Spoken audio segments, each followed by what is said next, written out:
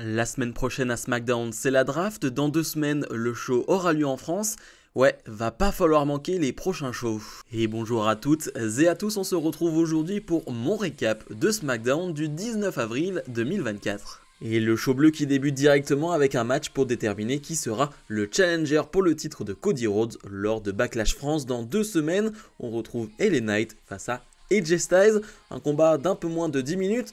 Déjà, vraiment, je suis obligé de revenir sur le thème de AJ Styles.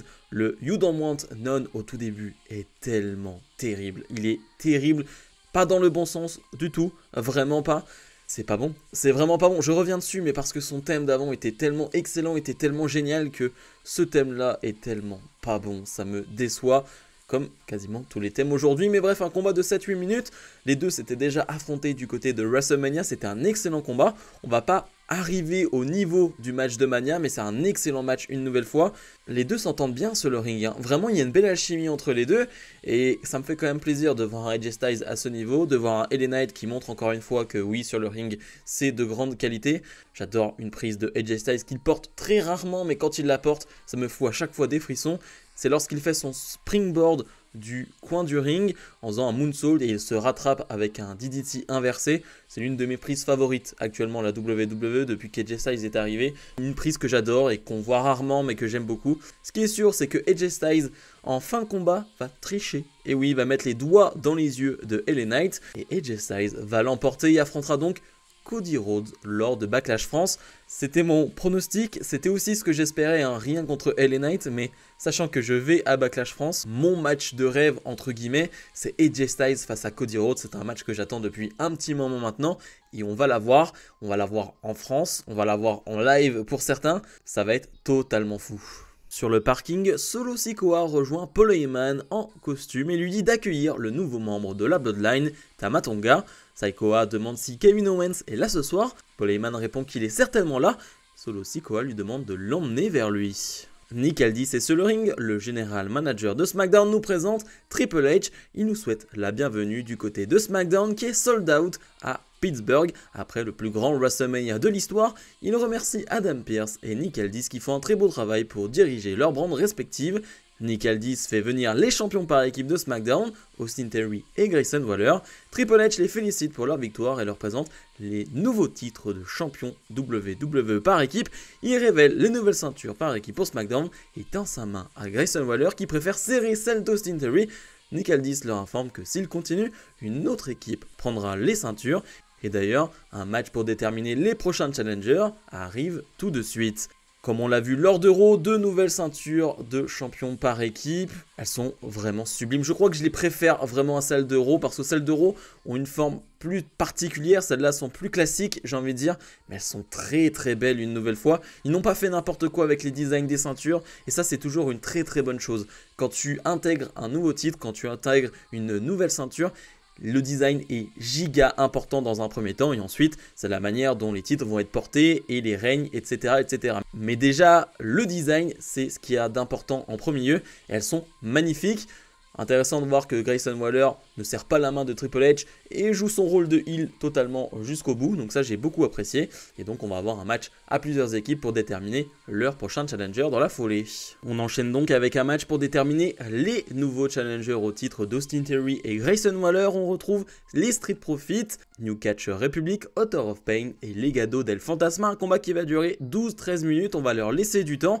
Et comme ce lundi à Raw, le match tag était vraiment génial. Alors je pense qu'il était encore meilleur que celui de lundi à Raw. C'est un fantastique match qui nous montre une nouvelle fois que oui, c'était une très bonne idée de séparer ces titres tag parce que du côté de Raw, on a de très bonnes équipes, du côté de SmackDown, on a de très bonnes équipes et il y a vraiment moyen d'avoir 2 belles divisions tag. Donc c'est une très bonne chose et c'est prouvé directement. Ce qui est cool dans ce combat, c'est qu'on va voir briller Legado del Fantasma, donc Berto et Garza qui vraiment sont excellents dans ce match. J'ai une prise en tête, si je dis pas de bêtises, l'un va porter une powerbomb et l'autre va sauter du haut de la 3e corde pour porter un dropkick sur l'adversaire. C'est vraiment une prise assez géniale. Et même Berto derrière va faire de très bels enchaînements. Franchement, très belle prestation de leur part et ils montrent une nouvelle fois que c'est une très bonne équipe et moi ça me fait plaisir de les voir à ce niveau-là. Il y a aussi un moment en fin de match qui je pense nous a un peu tous fait lever de notre siège ou de notre fauteuil. Bref, lorsque Tyler Bate, Pete Dunne et Montesford vont sauter en même temps à l'extérieur du ring sur tout ce qu'il y a à l'extérieur du ring. C'était vraiment sublime et surtout Montesford on ne le voit pas arriver. On voit vraiment que Pete Dunne et Tyler Bate vont sauter mais Montesford on ne le voit pas et il est toujours aussi impressionnant et d'ailleurs les Street Profits vont remporter ce combat et devenir les nouveaux challengers au titre tag de Grayson Waller et Austin Theory. Et oui, leur marche en avant et on va dire leur nouveau push est en train de commencer. Tout ce qu'il s'est passé autour de cette histoire de Bobby Lashley et Street Profits, bon maintenant on tourne totalement la page et on repart sur quelque chose de nouveau. En coulisses, Paul Heyman dit à Solo Sikoa qu'il est désolé de ne pas avoir trouvé Kevin Owens, ils vont le trouver. Sikoa ne répond pas et avance jusqu'à la Gorilla Position.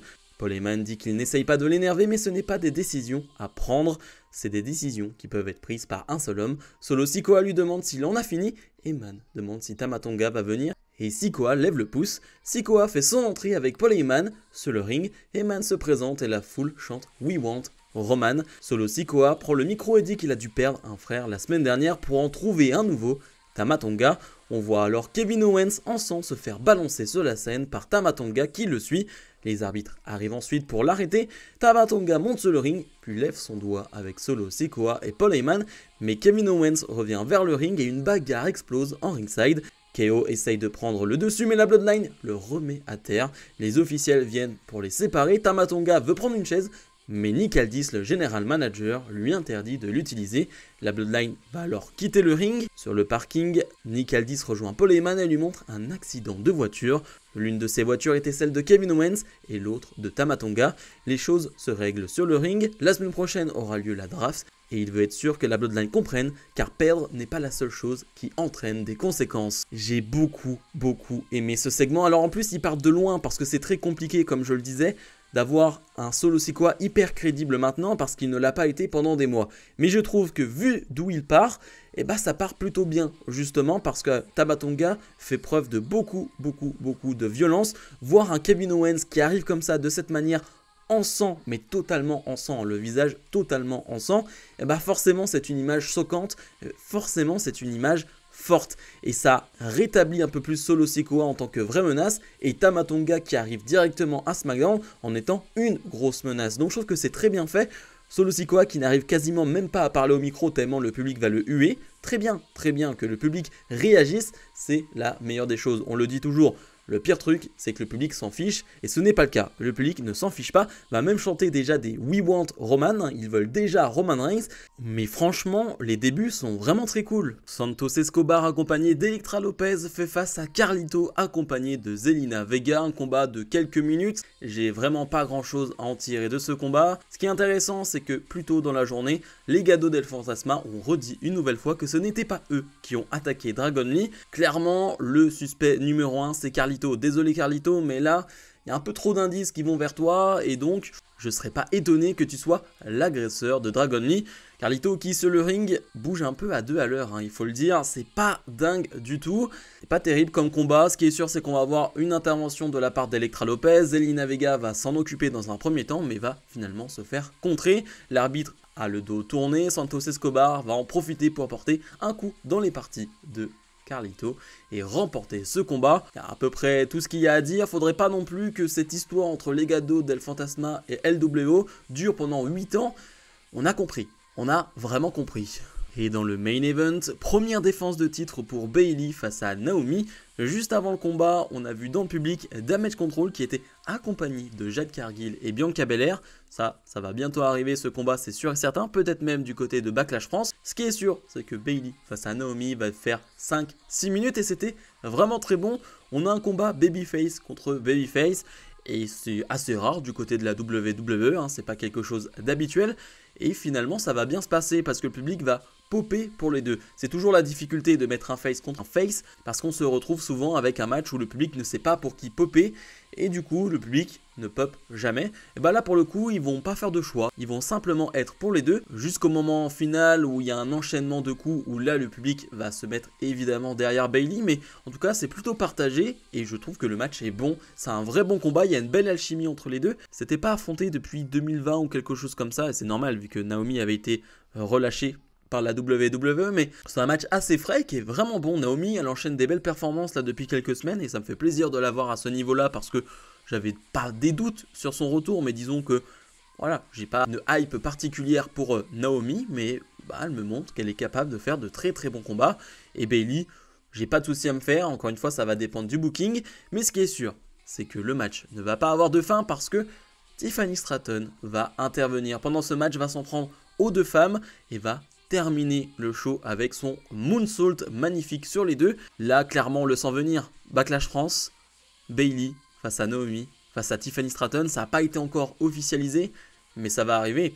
Et je sais pas vous, mais c'est un match qui me donne très envie. Déjà, je suis très heureux parce qu'on va possiblement avoir Tiffany Stratton du côté de la France. Et franchement, je suis très content. Mais en plus, ce match peut vraiment être excellent. On peut avoir un superbe match. C'est quand même bien de rajouter une heel dans le match là, qui va clairement être détesté, mais qui va vraiment bien faire l'affaire. Et qui, on le sait, a un talent immense et va pouvoir faire des choses assez dingues dans ce combat, dans un match à 3. Ouais, si ce match arrive à Backlash, ma hype sera très grande. Bilan de ce SmackDown, et bien de mon côté, on est sur un excellent 8.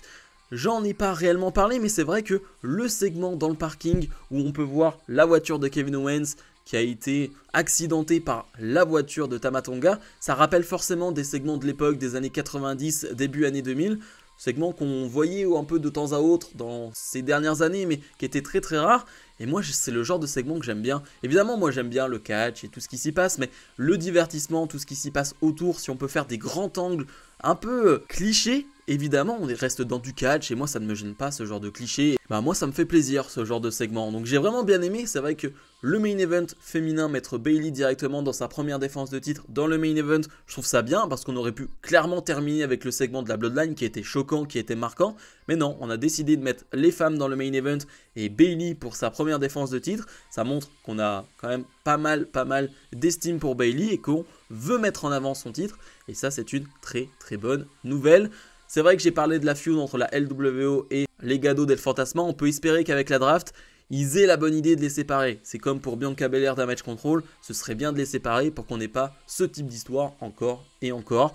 Bref, j'ai passé un vrai bon moment devant ce show. Comme d'habitude, n'oubliez pas de mettre le pouce vers le haut, de vous abonner. Et nous on se retrouve dès la semaine prochaine pour d'autres vidéos. Salut